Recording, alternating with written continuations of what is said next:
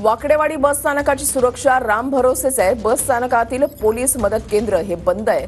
सुरक्षा रक्षकाच्या कामावर सुद्धा प्रश्नचिन्ह उपस्थित होत आहे। स्वारगेट बस स्थानकामधील प्रशासनाला या प्रकारानंतर ही जाग नाहीये असंच दिसतंय। आढावा घेतलेला आहे आमच्या प्रतिनिधींनी, पाहूयात। पुण्यातील स्वारगेट बस स्थानक आणि वाकडेवाडी बस स्थानक हे पुणे शहरातील मध्यवर्ती बस स्थानक आहेत। सध्या आपण पुण्यातील वाकडेवाडी बस स्थानकावरती आलेलो आहोत आणि जवळपास तुम्ही माझ्या पाठीमागे पाहू शकताय की सध्या पहाटेचे म्हणजे 3:45 वाजलेले आहेत। स्वारगेट मधल्या शिवशाही बसमध्ये 26 वर्षीय तरुणीवरती झालेला बलात्कार आणि याच्यामुळे खऱ्या अर्थानं पुण्यातील सुरक्षेचा प्रश्न मोठ्या प्रमाणात ऐरणीवर यायला आपल्याला पाहायला मिळत आहे।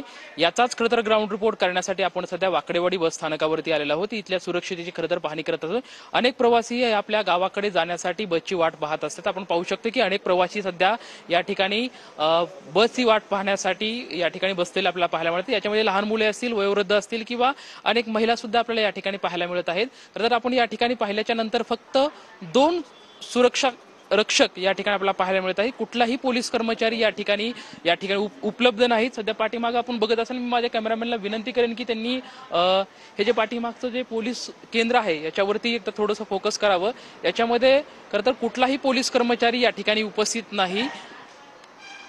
पुण्यासारख्या खरं तर स्वारगेट बस स्थानकामध्ये जो प्रकार झालेला आहे बलात्काराचा, खरं तर अतिशय निंदनीय प्रकार आहे। सध्या पुण्यातील वाकडेवाडी बस स्थानकामध्ये आपण आहोत आणि जे पुण्यामधलं हे वाकडेवाडी बस स्थानक आहे, इथलं जे पोलीस कक्ष केंद्र आहे याच्यामध्ये कुठलाही पोलीस कर्मचारी या ठिकाणी उपस्थित नाही। फक्त 2 सुरक्षा रक्षक या ठिकाणी उपस्थित आहेत। अनेक महिला आपण पाहू शकता की या ठिकाणी अनेकशा महिला सध्या या ठिकाणी उपस्थित आहेत। खरं तर यांच्या सुरक्षेचा खरं तर मोठा प्रश्न उपस्थित आहे। मात्र कुठलीही सुरक्षता सध्या आपल्याला वाकडेवाडी बस स्थानकामध्ये पाहायला मिळत नाही। फक्त 2 सुरक्षा रक्षक या ठिकाणी तैनात करण्यात आलेले आहे। कारण की या ठिकाणून खरं तर हजारो प्रवासी हे महाराष्ट्राच्या कानाकोपऱ्यामध्ये ये जा करत असतात, प्रवास करत असतात। त्यामुळे सध्याच्या ज्या स्वारगेट मधल्या एका 26 वर्षीय तरुणीवर जो बलात्कार झाला आहे, खरं तर या बलात्कारामुळे अख्खं पुणे हादरलेलं आहे आणि त्यामुळे कुठेतरी आता पोलीस प्रशासनाला जाग आलेली आहे। त्याच्यामुळे पोलीस प्रशासनाने नक्कीच याची गंभीरतेने बाब घेऊन सुरक्षितेची वाढ करणं अतिशय महत्त्वाचं आहे। आता सध्या आपण वाकडेवाडी बस स्थानकावरती आहोत। इथल्या सुरक्षेचा खरं तर ग्राउंड रिपोर्ट आपण पाहू शकतो, पण या ग्राउंड रिपोर्टमध्ये हे निदर्शनात आलेले की इथली कुठलीही सुरक्षता सध्या खरं तर इथल्या प्रवाशांची सुरक्षता असेल किंवा इथल्या माता भगिनींची सुरक्षा राम भरोसेच असलेलं आपल्याला पाहायला मिळत आहे। कॅमेरामॅन विशाल रायपुरे सोबत लक्ष्मण जाधव, TV9 मराठी, पुणे।